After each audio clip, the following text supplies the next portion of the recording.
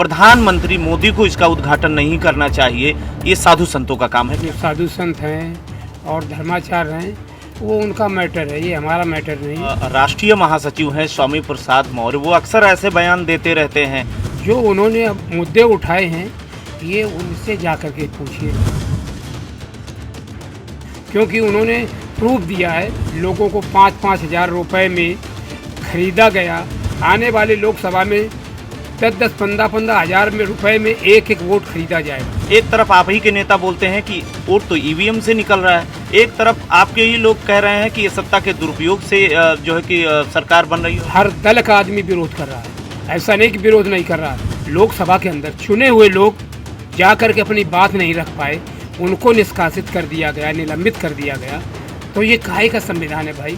तो एक तरफ प्रजातंत्र और संविधान बचाने वाले लोग होंगे और एक तरफ प्रजातंत्र और संविधान खत्म करने वाले लोग होंगे।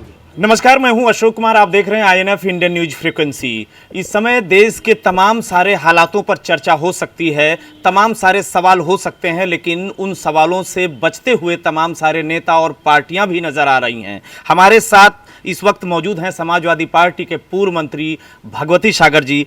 भगवती जी, बहुत बहुत स्वागत है INF। धन्यवाद। भगवती जी, आप चूंकि पूर्व मंत्री रहे हैं, बहुत अच्छा खासा अनुभव है आपको राजनीति का। मौजूदा जो हालात हैं, जिस तरीके से हम धर्म पे सवाल नहीं पूछ रहे हैं, लेकिन तमाम सारे जो साधु संत हैं वो सरकार से भी नाराज इस समय दिख रहे हैं कि प्रधानमंत्री मोदी को इसका उद्घाटन नहीं करना चाहिए, ये साधु संतों का काम है। क्या कहेंगे? देखिए, ये जो धर्म पर जो साधु संत हैं और धर्माचार्य हैं वो उनका मैटर है, ये हमारा मैटर नहीं है। हमारा जो मैटर है वो ये है, इस देश में जो सामाजिक ताना बाना है वो बहुत ख़राब है। इस देश में व्यक्तिवाद में चलता है, जात पहले चलती है, और सम्मान और अपमान योग्यता के आधार पर ना मिल करके वो जात के आधार पर मिलता है। जिसकी आबादी 100 में 88% है, उसका हिस्सेदारी देश के राजपाट में हिस्सेदारी 10% भी नहीं है। तो उनको कैसे, और उनको देश में भिखारी बना दिया है जिसकी 88% आबादी है, और वो भीख मांग रहा है, उसके बच्चे बेरोजगार हो रहे हैं, सब सरकारी विभाग बेचे जा रहे हैं, कुछ बच नहीं रहा है, देश से प्रजातंत्र ख़त्म हो रहा है। तो हमको उस व्यवस्था में सोचना है, हमको धर्म पर और मंदिर मस्जिद के विषय में कुछ नहीं कमेंट्स करना है। आपके मंत्री जो राष्ट्रीय महासचिव हैं स्वामी प्रसाद मौर्य, वो अक्सर ऐसे बयान देते रहते हैं, तो कितना आपको लगता है कि आप समर्थन करते हैं या उनका विरोध करते हैं? देखो, जो उन्होंने अब मुद्दे उठाए हैं ये उनसे जा कर के पूछिएगा जा कर के।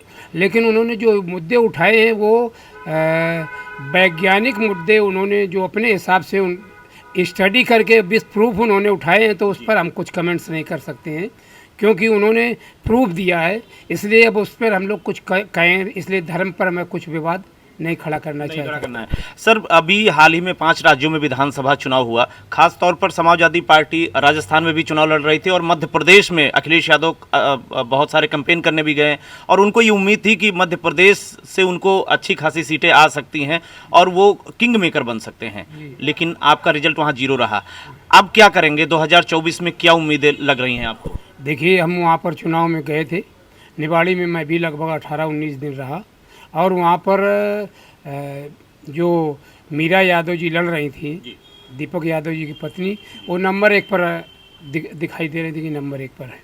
लेकिन ये इस देश की विडंबना कहें कि जो वोट से बड़ा कोई अधिकार नहीं होता है। वोट से ही हमारे बहन बेटियों की इज्जत बचती है, वोट से ही हमको न्याय मिलता है। और बाबा साहब ने कहा था कि वोट वो मास्टर की है जिसके माध्यम से सारे ताले खोले जा सकते हैं, और तलवार में एक तरफ धार होती है, लेकिन वोट में दोनों तरफ धार होती है। अगर गलत इस्तेमाल करोगे तो अपनी गर्दन कटेगी और बहुजन समाज की गर्दन कटेगी, जाति व्यवस्था के शिकार लोगों की गर्दन कटेगी। अगर सही इस्तेमाल कर दिया तो आपके अधिकार मिलेंगे, इस देश में प्रजातंत्र सही रहेगा और बाबा साहब का संविधान सुरक्षित रहेगा। ये वोट का, लेकिन इसके बाद लोगों को 5-5 हज़ार रुपये में खरीदा गया। जब ग्राम प्रधान का चुनाव होता है तो 70% वोट बड़े मुश्किल में पड़ता है, वहाँ पर 70% प्लस वोट पड़ा। तो ये इतना पैसे का दुरुपयोग हो रहा है राजनीतिक दल के लोगों के द्वारा, तो वो जब वोट बिकेगा, लोग वोट बेचेंगे, तो वोट बेचना अपनी बहन बेटी की इज्जत बेचने के बराबर समझा गया है, क्योंकि वोट से बड़ी कीमत दुनिया में कोई चीज़ नहीं है और इसी से सब कुछ मिलता है, सबका भविष्य बनता है। तो जब वोट बिकने लगा और जिनके पास बहुत पैसा है उनसे वोट पैसे के मामले में कोई नहीं जीत सकता है।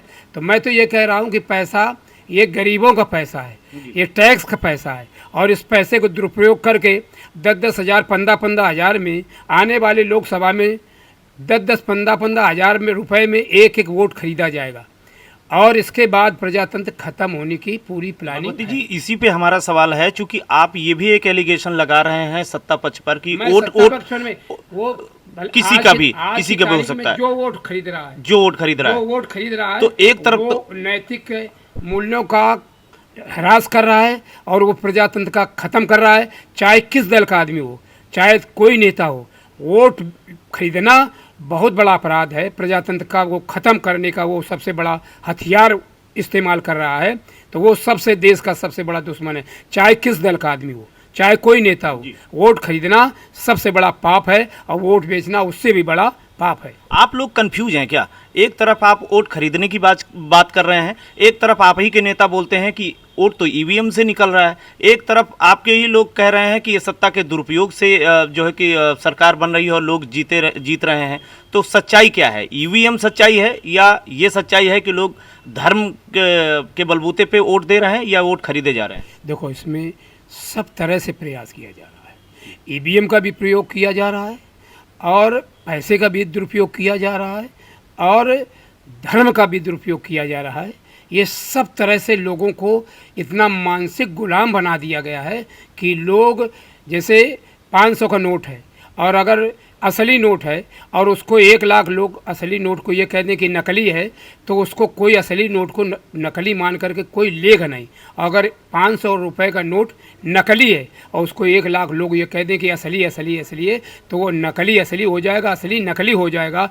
मीडिया, कोई आप टीवी खोलो, कोई आप अखबार देखो, तो सिर्फ एक दल के अलावा और गलत के अलावा सही चीज़ ज़मीन में कुछ नहीं है। और पेपर में, मीडिया में पूरा ऐसा लग रहा है कि देश बहुत अच्छा हो गया। हमारे देश के मुकाबले दुनिया में कोई संपन्न देश नहीं है। हमारे देश में इतना रोज़गार मिल गया और जबकि घर घर में लोग बेरोज़गार हो गए। अब किसी के बच्चे का सबसे ज़्यादा, अगर किसी का संपत्ति और आसरा होता है तो बच्चा होता है, और बच्चे सबके बेरोज़गार हो रहे। बच्चे, कहीं रोज़गार मिल नहीं रहा है, कहीं इतनी महंगाई है कि जो 6,000 रुपये 7,000 रुपये में चपरासी और 9,000 रुपये में ठेकेदारी व्यवस्था में क्लर्क, अगर 9,000 में क्लर्क बनेगा, ग्रेजुएट पोस्ट ग्रेजुएट, तो वो शहर में जाएगा, कई हज़ार रुपये में वो मकान लेगा, क्या खाएगा। थोड़ा मुद्दे से आप भटक रहे हैं। हम बात कर रहे थे कि अगर ईवीएम से वाकई आप लोग इतना एलिगेशन लगाते हैं तो आप लोग विरोध क्यों नहीं करते? आप लोग विरोध करिए ना। हम सब लोग, हर दल का आदमी विरोध कर रहा है, ऐसा नहीं कि विरोध नहीं कर रहा है, सबको विरोध। तो चुनाव का बहिष्कार क्यों नहीं कर देते अगर सरकार नहीं सुन रही तो? देखिए, ऐसा है कि जब वो लोग, तो अब जब लोकसभा के अंदर चुने हुए लोग जा कर के अपनी बात नहीं रख पाए, उनको निष्कासित कर दिया गया, निलंबित कर दिया गया, तो ये काहे का संविधान है भाई? काहे का प्रजातंत्र? ये आप स्वयं आत्मचिंतन करके देखिए, क्या भारतवर्ष में अब प्रजातंत्र बचा है? जब जनता के चुने हुए लोग वहाँ पर पार्लियामेंट में अपनी सही बात नहीं बोल सकते हैं, तो कैसा प्रजातंत्र? ये तो सिर्फ आप स्वयं विचार करो। मैं तो, जो बुद्धिजीवी लोग हैं, चाहे किस दल के लोग हों, उनको आत्मचिंतन करना चाहिए कि प्रजातंत्र की क्या हालत हो गई है और भारत के संविधान की क्या हालत हो गई है। तो इसको तो बचाने के लिए अब ये अगला वाला जो चुनाव होगा, तो एक तरफ प्रजातंत्र और संविधान बचाने वाले लोग होंगे और एक तरफ प्रजातंत्र और संविधान खत्म करने वाले लोग होंगे। आखिरी सवाल है भगवती जी, 2024 के लिए वो कौन सा फार्मूला है कि साइकिल की रफ्तार उत्तर प्रदेश में बढ़ेगी? ऐसा है कि कल हम लोगों की मीटिंग हुई, जो विधानसभा का चुनाव लड़े थे, जीते और हारे प्रत्याशियों के जो प्रत्याशी बनाए गए थे उनकी कल मीटिंग हुई थी। उसमें हमारे राष्ट्रीय अध्यक्ष जी ने, आपका दैनिक जागरण पेपर में भी आज वो छपा हुआ है, उसमें उन्होंने कहा कि हमारा असली भगवान पीडीए है, हमारा असली भगवान पीडीए है, और पीडीए की दलित, पिछड़ा, अल्पसंख्यक और जो पीड़ित है, चाहे वो किस जात का व्यक्ति हो, वो चाहे किस धर्म का व्यक्ति हो, वो जो पीड़ित है वो पीडीए में है, और पीडीए की जो वोट है वो 100 में 88 है, और 88 वाला अगर यूनाइट होगा तो हम लोग जीत जाएंगे। हमारे सामने कोई टिकेगा नहीं। पीडीए हमारा भगवान है। जब हमारे राष्ट्रीय अध्यक्ष जी ने कह दिया कि पीडीए हमारा भगवान है, तो हम सब लोगों को, जाति व्यवस्था के शिकार लोगों को, सबका भगवान अगर असली कोई है तो वो पीडीए ही हमारा भगवान है, जो देश के राजपाट को, गरीबों को, मजलूमों को, जाति व्यवस्था के शिकार लोगों को न्याय दिलाएगा। ये पीडीए ही एकत्रित होगा, तभी हमारा देश बचेगा, प्रजातंत्र बचेगा, संविधान बचेगा। यही फार्मूला है आपका।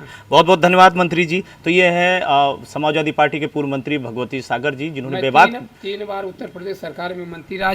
मैं उत्तर प्रदेश सरकार में 3 बार मंत्री रहा हूँ, 4 बार विधायक रहा हूँ। बेसिक माध्यमिक शिक्षा, वैकल्पिक ऊर्जा, उद्यान एवं खाद्य प्रसंस्करण, महिला कल्याण, बाल विकास, पुष्टाहार, प्रशिक्षण एवं सेवा योजना विभाग, इतने विभागों का मंत्री रह चुका हूँ। और नारायण सेवा संस्थान उदयपुर में, जो विश्व की सबसे बड़ी निःशुल्क है, और उसमें दिव्यांग लोग जो कभी चल नहीं पाए, कभी खड़े नहीं हो पाए, जिनके माता पिता ये कहते हैं भगवान इसको उठा लो, ऐसे लोगों को परमात्मा ने मुझे निमित्त बनाया। 500 से ज़्यादा लोगों को खड़ा कर चुका हूँ, और गोल्ड मेडल से अंतर्राष्ट्रीय पुरस्कार समारोह में 2 बार गोल्ड मेडल से सम्मानित हो चुका हूँ। बहुत बहुत बहुत धन्यवाद और बधाई आपको इसके लिए।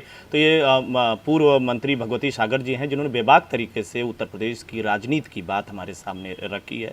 फिलहाल 2024 के चुनाव में ये देखने वाली बात होगी कि अखिलेश यादव का पीडीए फार्मूला कितना सार्थक होता है। कैमरा पर्सन आदित्य तिवारी के साथ अशोक कुमार, INF कानपुर।